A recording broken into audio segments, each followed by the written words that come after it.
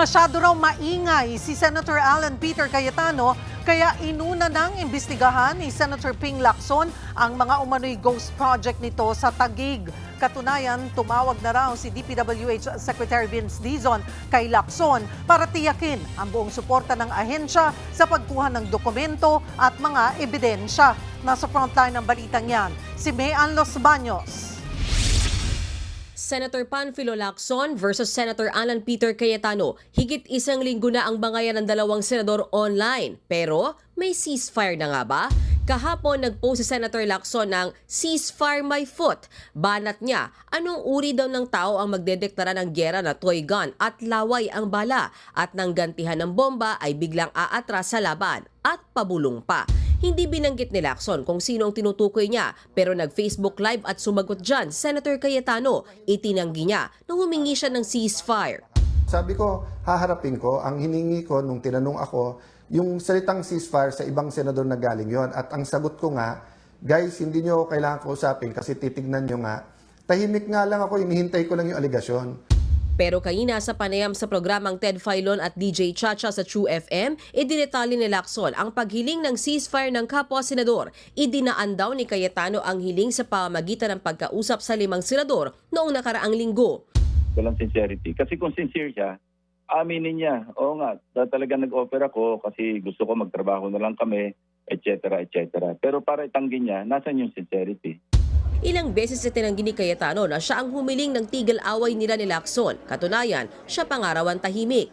Hindi sinabing ceasefire. Ang sinabi lang, ilagay natin sa ayos. At siguro doon na misinterpret ni Senator Lacson. Tahimik nga lang ako, hinihintay ko lang yung aligasyon. But syempre, pagka medyo may sinabi na tingin ko ay kailangan sagutin, sasagot ako. Nag-ugat ang awayang yan ng ungkatin ni Cayetano ang lumobong yaman ni Lacson. Bagamat naipaliwanag na ni Senator Ping na dahil yan sa kanyang mga negosyo. Sabi ni Lacson, hindi niya raw palalampasin ang ginawa ni Cayetano kaya inungkat niya naman ang mga umano'y ghost flood control project sa Taguig, ang baluarte ng mga Cayetano. He asked for it, no? Inatak niya yung integrity ko. Well, sinasabi niya sinisingle out. Hindi ko siya sinisingle out o hindi ko sinisingle out yung Taguig. Pinrioritize ko lang dahil sa ingay niya. So hindi ako magpapa-hypocrite.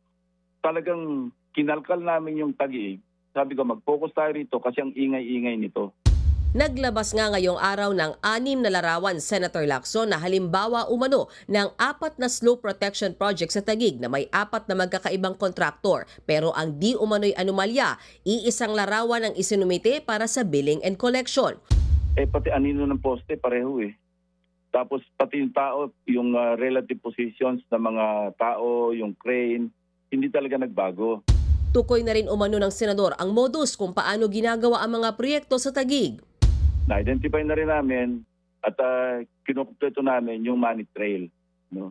Kung paano inihahatid ng contractor, yung kickback, kanino binibigay, tapos ang final repository, may mga pangalan kami dyan. At meron kaming testimonya patungkol dyan. Base pa raw sa investigasyon ng senador, umaabot hanggang 33% ang sistema umano ng kickback sa mga proyektong pang-infrastruktura sa Taguig. May mga pirmadong affidavit na rin daw sila na mga gustong tumistigo. Maging si DPWH Secretary Vince Dizon, tumawag din daw at tiniyak ang buong suporta ng departamento para sa pagkuha ng dokumento at mga ebidensya. Sa ngayon, ang lahat ng ebidensyang yan ay ipinasa na ni Senator Lacson sa Ombudsman. Wala pang bagong pahayag Senator Cayetano sa mga bagong datos na inilabas ni Senator Lacson. Pero nauna na niyang sinabi na style daw ni Senator Ping ang tutukan at pakasuhan ang mga kumakalaban sa kanya. Ang ombudsman naman, hawak na raw ang mga ebidensya ni Lacson. Nakakakuha lang namin. We're evaluating it kasi nga, iba-ibang standard tayo. Andito ang standard kasi dito. Kinakailangan, bago namin i-file, alam namin kompleto pati ebidensya. Nagbabalita mula sa Frontline, Mayan Los Baños, News 5. Mga kapatid, Cheryl Cosing po. Maging maalam at may pakialam sa mga napapanahong issue at headlines. Mag-follow at mag-subscribe na sa social media pages ng News 5.